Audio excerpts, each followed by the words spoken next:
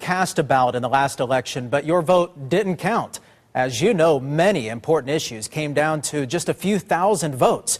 Well, tonight, ABC15 investigator Lori Jane Gliha explains how many ballots were thrown out and why.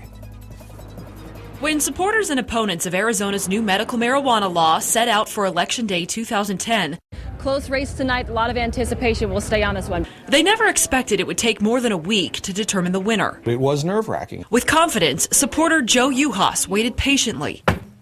And election workers feverishly tallied tens of thousands of mail-in votes and provisional ballots to determine the outcome of the tight race. We chipped away at the margin each and every day that ballots were counted. You might have cast a provisional ballot if you showed up to the polls and had a problem, like you had the wrong ID or your address didn't match the one on file. The purpose of provisional ballots is to make sure that anyone who comes to the poll on Election Day does not get turned away. But the ABC15 investigators learned while officials were sorting through the more than 82,000 provisional ballots cast, they also threw out more than 14,000 of those ballots, potential votes that never counted. The fact that some provisional ballots don't count is really a sign of the system working correctly to make sure that we're only letting registered voters vote. Officials actually rejected more than 5,000 ballots because the voters who cast them weren't even registered in Arizona.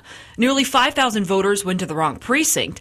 Officials found some voters were simply ineligible to vote, and some failed to complete the ballot or never provided proper ID. There's a myriad of voter education programs out there, but in the end there has to be some sense of, responsibility here. Read the instructions. In the end, 4,340 total votes made the difference between winning and losing for the medical marijuana measure. It passed, and the provisional ballots that did count We would have lost. made a difference in the outcome.